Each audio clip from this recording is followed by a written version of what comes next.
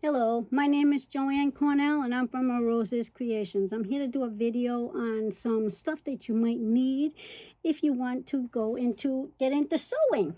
Um, so let's dig in. And this is going to be mostly cutting stuff.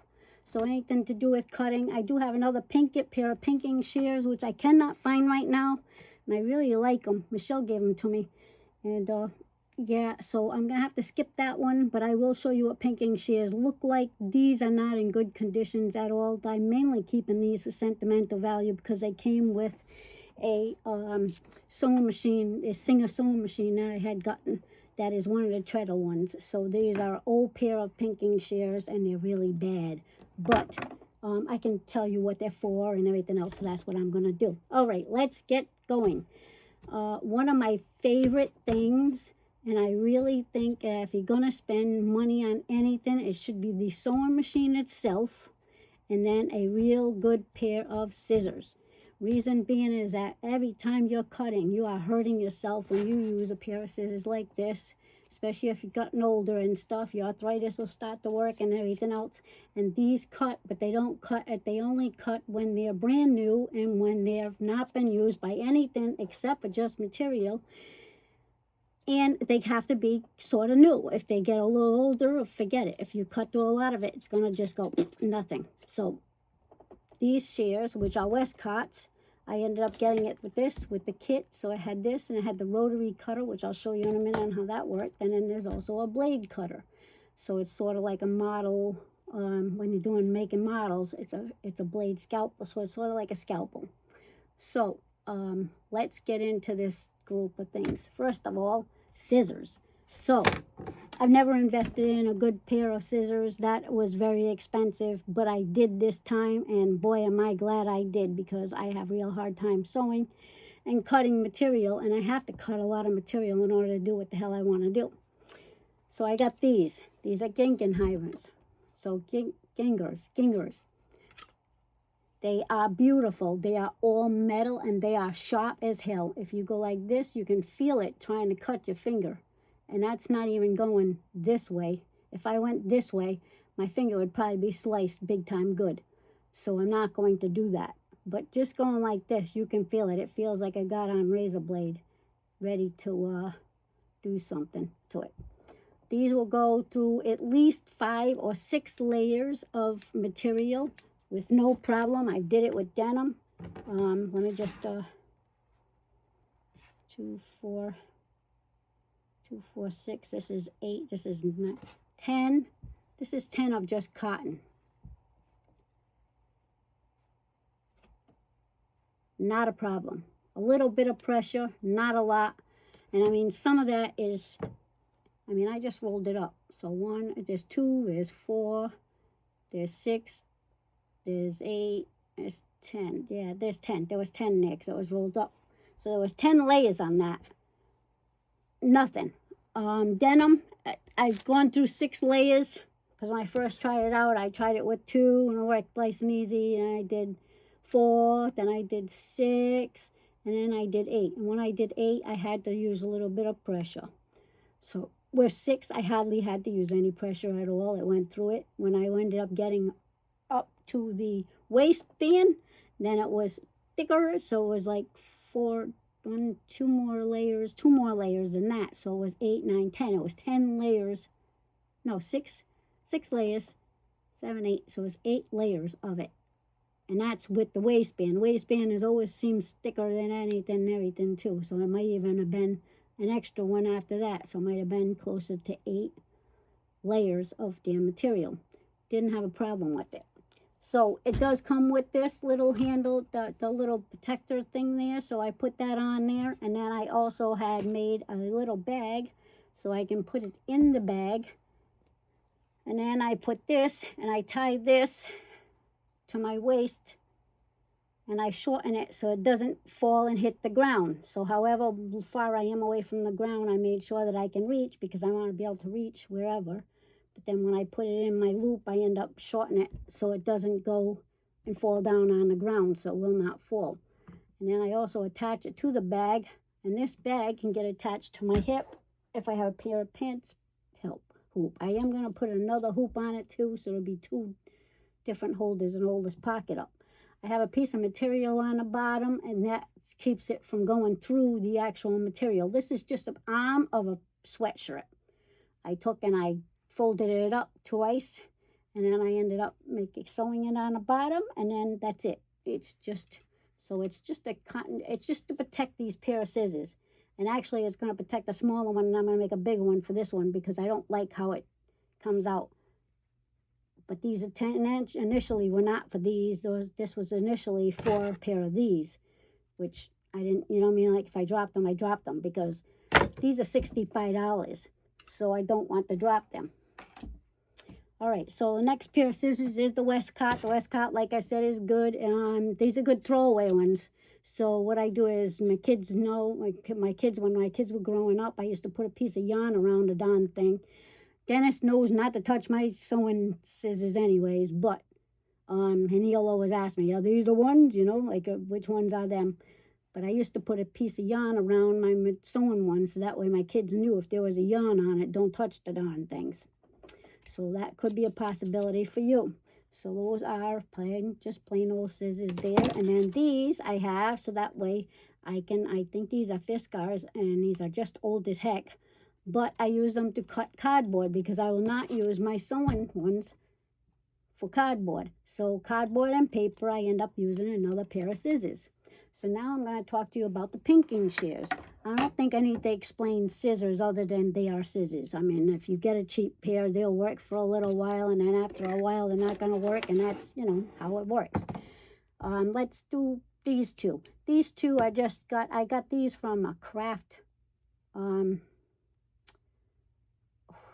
I get them from that? No, I got them from when I used to work as sharpening scissors and knives.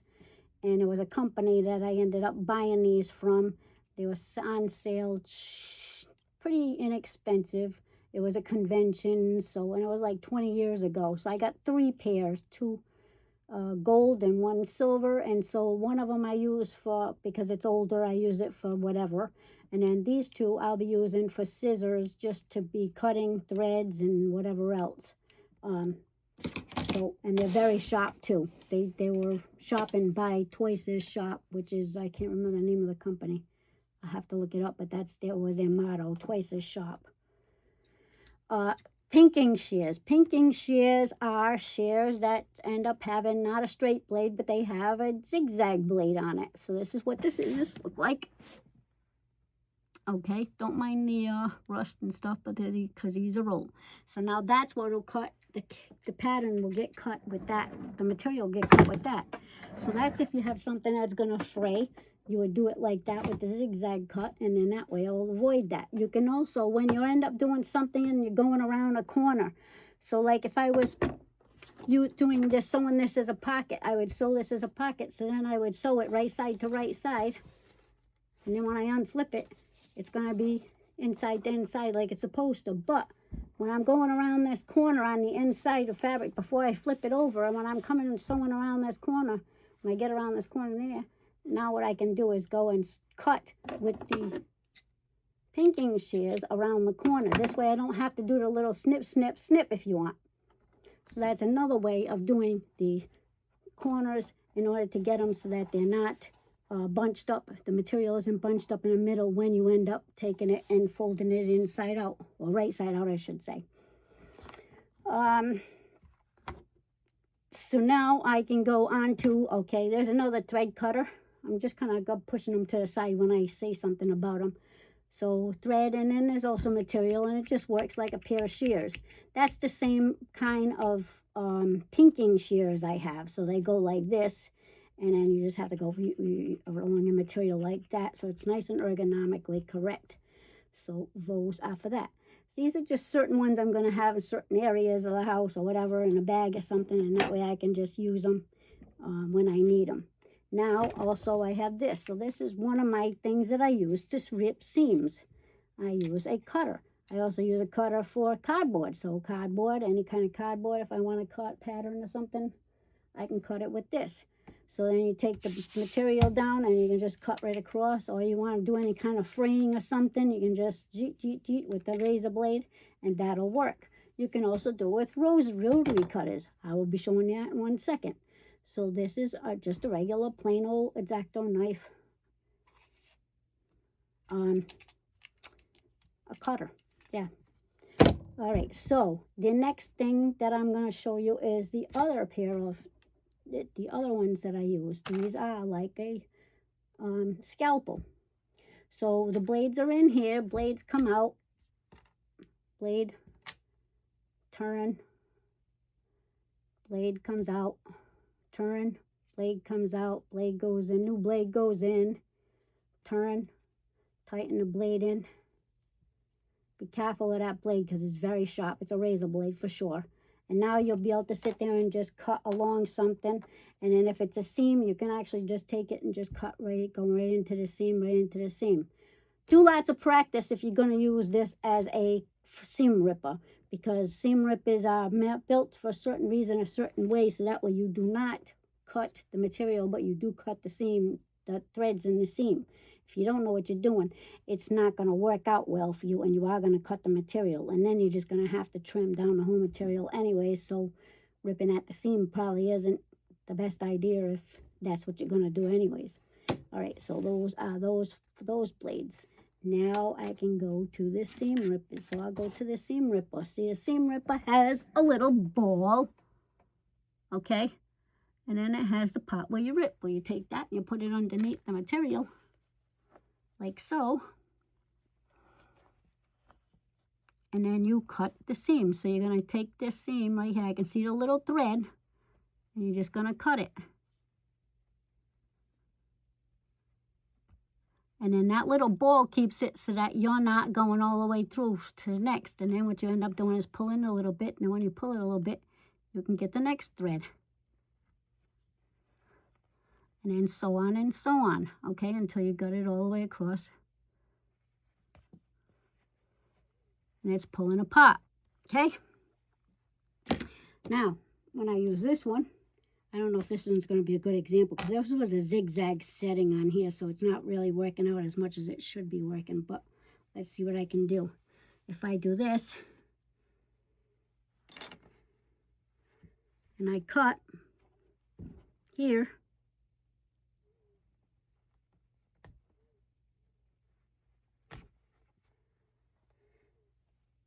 see what happens? I cut the material.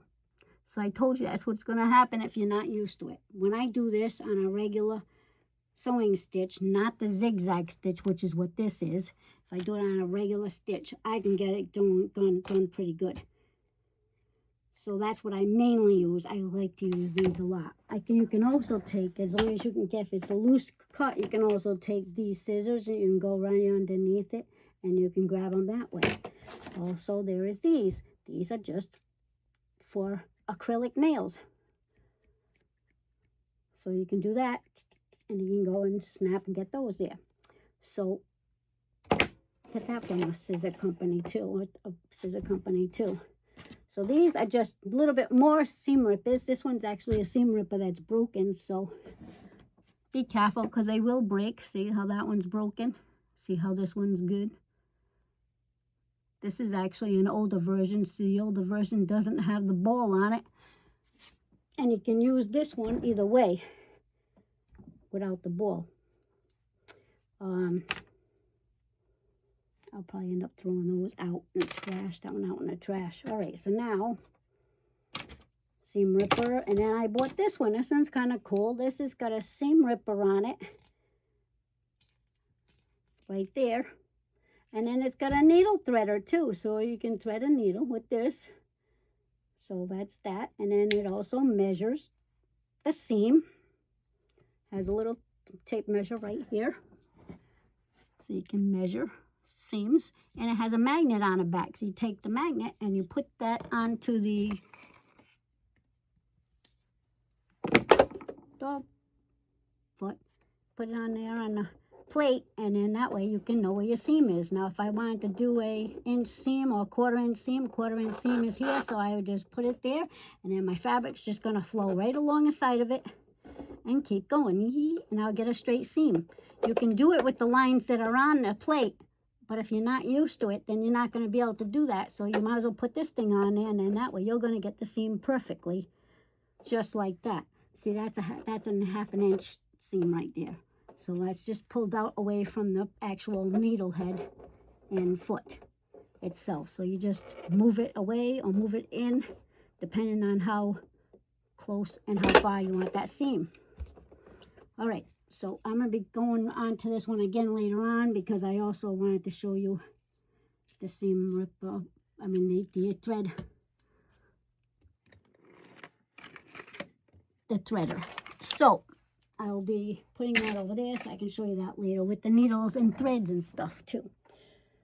So I am going to be adding some crochet stuff to my clothing. So when I do that, I need holes poked into the material. So if I'm doing denim or leather or something, I can poke a hole. So I bought this, and I bought this at the Dollar Tree for $1.25. Yeah, so all it does is make it so that I can poke a hole in something. So that's that there. I wish that cover came off and went on top of that and protected it, but it doesn't. Alrighty, so now I got a couple more cutters to go. So now I have a rotary cutters. So rotary cutters, I got this one, which is a little bit better than this grade one. I think I got this one at Dollar Tree when I first started, because I wanted to hurry up, and I was at home. It does cut well though, because it's brand new, of course. And then it also has a safety on it. So the safety is right there. See where you can see the blade right here? And now you can't see the blade right here. So now it doesn't cut. Okay, so pull it down. So pull it down. Okay, and now you have the blade, so it's up. So now you put the material on here, and you just cut along the down line, wherever you want to go. However you want to cut it. So let's put the safety back on, because I don't want to cook myself. Now I'll show you what the other one is. The other one's just pretty much the same darn thing, except for you're just taking in it and you're pulling. You take this little knob right here and you pull down or pull up. So pull down. See, there's the blade. Pull up. There's the new blade. Okay, so now no cutting. Okay, so this way, however you want to cut, and cut your squares, cut whatever. What I usually do when I'm taking something and I want to cut a straight line is I'll cut a straight line by putting this over here like this over the material, and this board is underneath the material. Do get yourself one of these boards, or use cardboard. You can use cardboard for this. You don't have to buy anything expensive. You know what I mean? I just bought this because I like the looks of it. Plus it gives me all the measurements on it, and I don't have to do the measure. This is a tape measure also. Get into that a little bit later too. But then I take this and put this over the material, mainly to hold the darn material still, and then just go and cut. But you cut along the damn line, you know, and you'll get it so it cuts right. And it won't cut your table. So, safety on.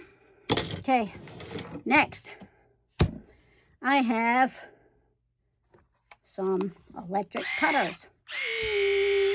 Take this. These are cheapos. I don't even remember where they got them. They're called Innodesk. I-N-N-O-D-E-S-K. Desk. Innodesk. They're electric cutters. So they just cut fabric or material or paper or whatever. And 2 AA batteries inside there. And then you just go to town. Does cut pretty good. These are old, so they're not cutting as good as they used to. I have another pair over there that is a better cutter, so I use whichever one I feel I can use in order to get it cut. If I don't have to have it perfect, and I know it's going to be on a seam and it's going to be sewed inside a material or something, I can use this one for sure if I want to. If it's just something really quick and I'm grabbing at it. Now I got these big mamas. I think there was like, I want to say like 70 or 80 bucks for sure. Maybe even more. But this one is rechargeable with the USB, and it has a big blade. That's the blade, and that cuts the material. So now you take this and you push your handle up here, this handle and this handle at the same time. So both handles let it go. And it also has a light. So the light is going to sit there and show where you're going with that.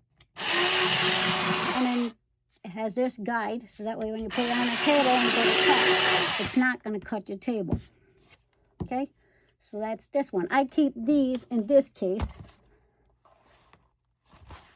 And you can buy new razor blade, new razor cutters for it, cutter blades for it. It was from Amazon. I can't remember the link or something. If I find the link again, or I can look at it for buy again and then find the link and then set it in the post. So I'll try to do that. Remember to do that. Also, the same thing with the Geigers. The Geigers, you can get them at Amazon too. If you're in Rhode Island and you go to Lorraine's Fabric, which is up in Pawtucket, just ask them. It's behind the counter. Those scissors, the Geigers, are behind the counter because of theft, of course. So if they have them hanging up on a damn shelf, they disappear. Don't want that. So there you go. I already explained the pinking shears to you, so that's good there. And then what else can I explain to you? All right, let me explain to you one more thing, and then we're going to end up saying goodbye. So this I use for a couple of different reasons. One is to actually thread, is going to be to thread the serger machines that I have, because the serger machines, I have one that's around the goes around the corner, and it's just like a little pair of tweezers or tongs, but they have little grippy teeth to them. This one you can see it more. I'll show it to you on this one because the other one you can hardly see it, but they just have little grippy teeth on there. And so this way when you go to grab something, and it clamps. Many people use these as roach clips when we were younger. So, who knows what that is. It's a medical supply thing. I've gotten these. I bought these, a lot of these from flea market in Seekonk. On one of the outside tables, he has medical supplies and tools, and he has a bunch of these sitting on the side of it, and I think they're like $5 each now. They used to be, when I bought them, they were like $2 each, but I think they're like $5 each. They're made in China. Doesn't matter. It's just a matter of getting it so it grips onto something, holds onto something, makes an extra hand type thing. All right, so I am going to call this quits for this movie and video, and then I will go and I will tell you a couple other things that you might need that are going with the needles. And then I want to do some parts on a sewing machine in order to be able to show you parts on the sewing machine, and also a toolbox. So I'll be doing a couple of different videos. So there you go on that one. Like, share, comment, ask questions. I'll be happy to answer questions. Share, like, subscribe to my channel. It's Aroseas Creations, AROSEAS Creations, CREATIONS 420. That's the YouTube channel. Thank you very much for watching, and I hope you have a great day. Bye-bye now.